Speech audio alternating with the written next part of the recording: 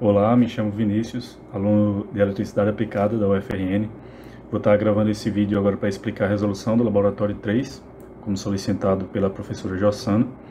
Para isso, de início, a gente vai estar fazendo algumas considerações, que através de um circuito RCL, quando tem o resistor, o indutor e o capacitor, que nem nessa figura, a gente vai conseguir analisar o sinal de saída, aqui sendo considerado como Vout, de acordo com a fonte de tensão sem nodal conectada aqui, sendo chamada de VIN, né? E a depender da frequência do sinal de entrada, o sinal de saída vai poder ser cortado ou atenuado, né? Característica aqui a princípio dos filtros.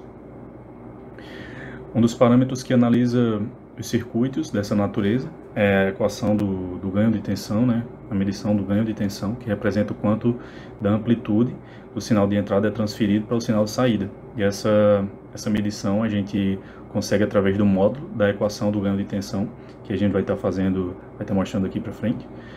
Que um ganho de 100% quer dizer que o sinal passou sem dificuldades através do circuito, né? E um ganho de 0 quer dizer que o sinal foi cortado totalmente. Ou seja, se entrar 100 volts aqui e sair 0, quer dizer que o sinal foi totalmente cortado.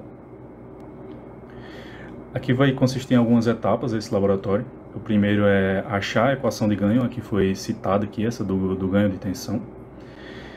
A gente vai considerar esse circuito em paralelo e verificar com a tabela do roteiro passado para os alunos os valores do resistor, do indutor e do capacitor. No meu caso, os valores são esses: resistor 9.190 ohms, o indutor 0,1 henries e o capacitor 7 nanofarads. E a gente vai transformar eles em impedâncias e encontrar a expressão do ganho. Aqui, no caso, vai ser a relação entre o Vout, né, a tensão de saída, e o Vin, a tensão de entrada, em função da frequência em Hz. Aqui essa aqui é a equação do ganho.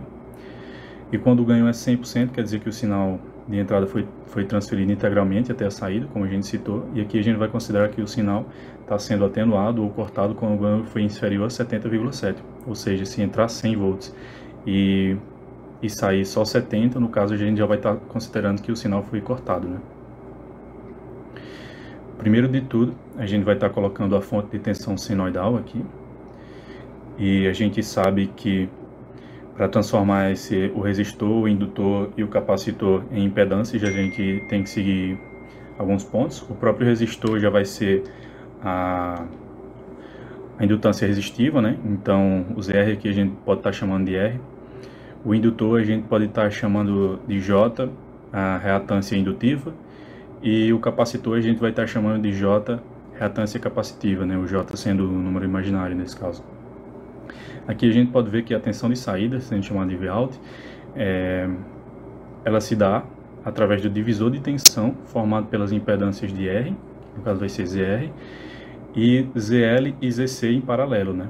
Aqui a gente pode ver esses dois estão em paralelo, eles têm as mesmas tensões aqui e aqui, e a divisão de tensão entre eles e esse do resistor aqui.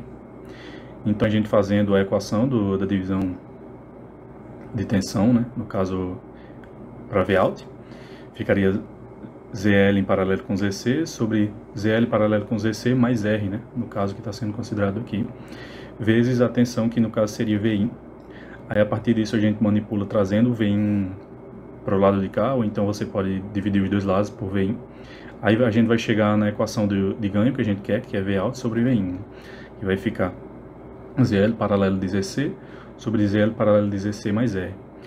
E a impedância se resolve o equivalente da mesma forma de um resistor, né, como está escrito aqui, o produto dividido pela soma. Então, a partir disso, a gente vai estar podendo resolver esse paralelo aqui, substituindo aqui a paralelo, fica ZL vezes ZC dividido pela soma, né, ZL mais ZC, e aqui da mesma forma, só substituir aqui embaixo, R mais ZL vezes ZC dividido por ZL mais ZC. Aqui no caso a gente vai já substituir os valores das impedâncias, como já coloquei aqui em cima, tanto o R, tanto pelo J reatância indutiva e o J reatância capacitiva.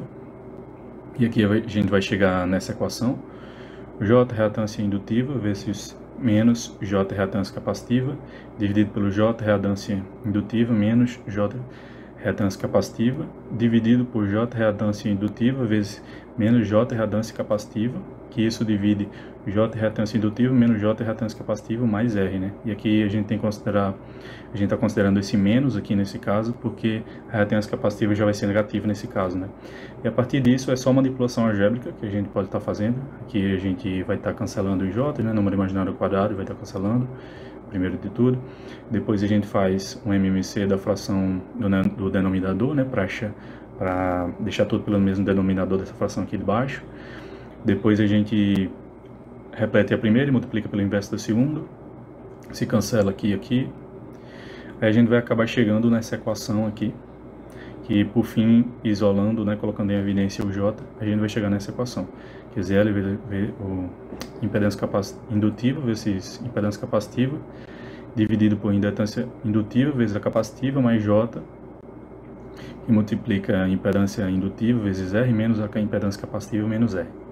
Aí, como a gente viu aqui em cima, para a gente achar o ganho de tensão é representado através da amplitude de um módulo, né? Como vocês podem ver aqui, do sinal de entrada é transferido para o sinal de saída. Então a gente vai estar pegando essa equação para a gente achar a nossa equação do ganho realmente, né?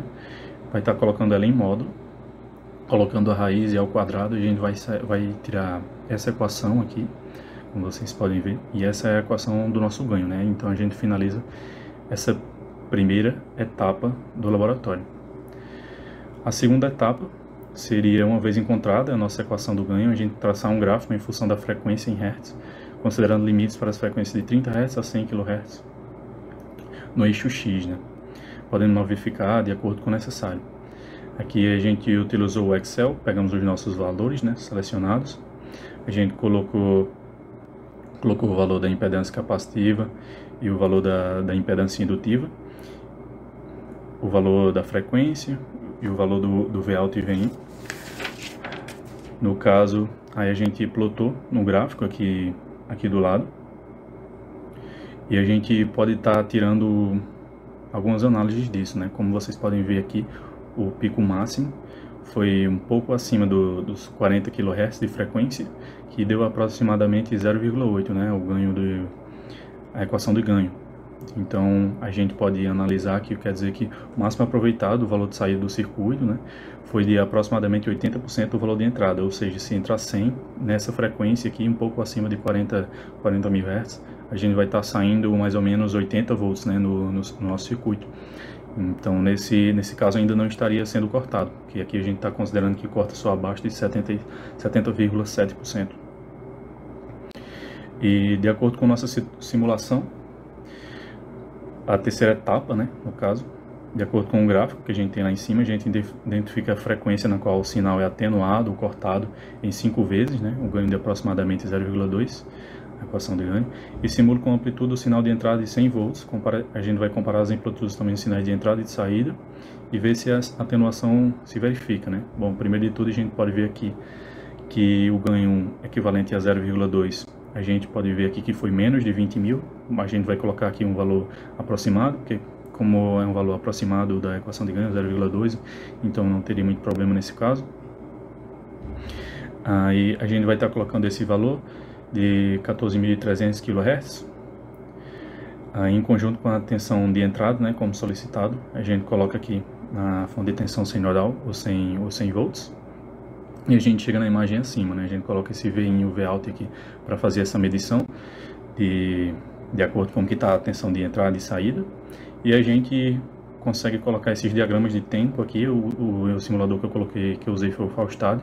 Através dele a gente consegue ver que entrando esses 100 volts da tensão de entrada, a gente está conseguindo sair o máximo aqui, 20 volts. Então seria bem aproximadamente o que o nosso gráfico conseguiu interpretar, né? E aí daria o ganho mais ou menos de 0,2 aproximadamente, né? 5 vezes atenuada o nosso sinal, corroborando realmente com o que foi requisitado no laboratório e demonstrando que o valor aqui que é apresentado pelo gráfico tá correto. Então é isso, obrigado.